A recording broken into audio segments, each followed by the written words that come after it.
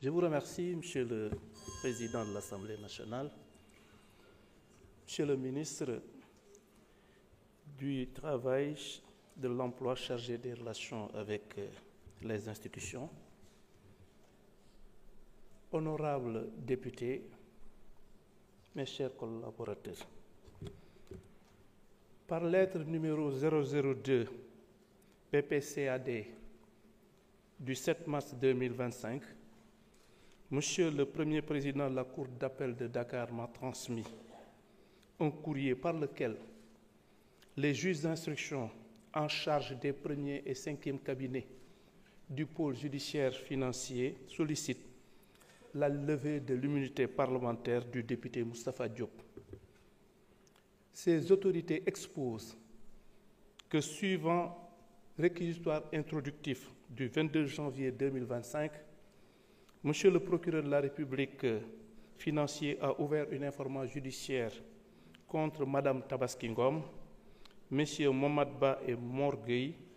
ainsi que X des chefs d'associations de malfaiteurs, de blanchiment de capitaux,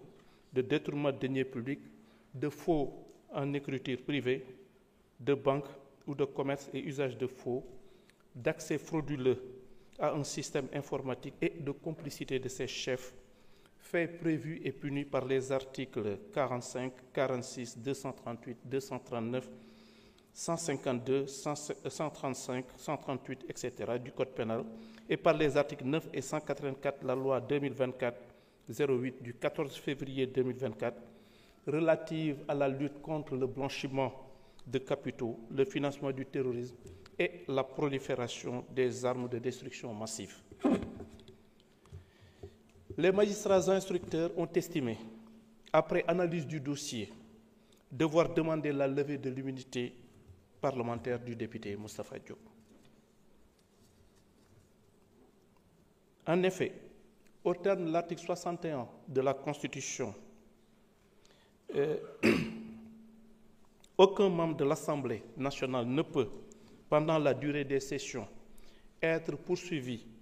ou arrêté en matière criminelle ou correctionnelle qu'avec l'autorisation de l'Assemblée nationale.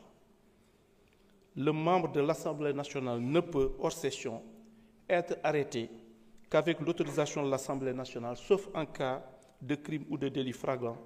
ou de condamnation pénale définitive.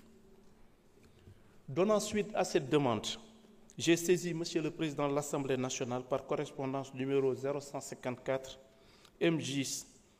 du 10 mars 2025. S'agissant de la levée de l'immunité parlementaire d'un député, je voudrais rappeler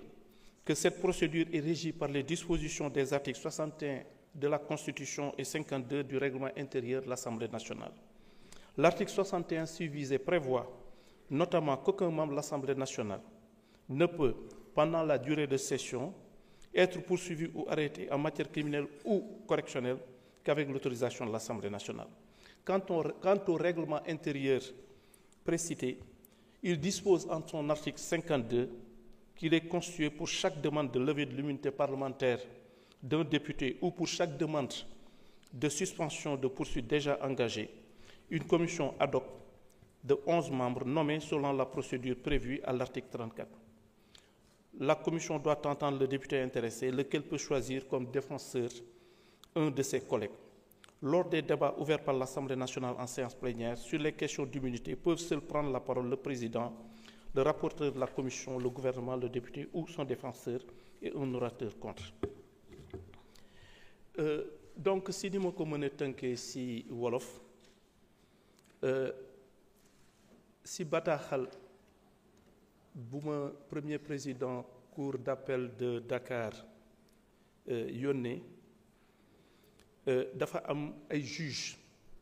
yoo xamee ni ñoom la ñu dénk premier cabinet et cinquième cabinet pôle financier bu Dakar ñuy laaj ñu dindi kiiraayu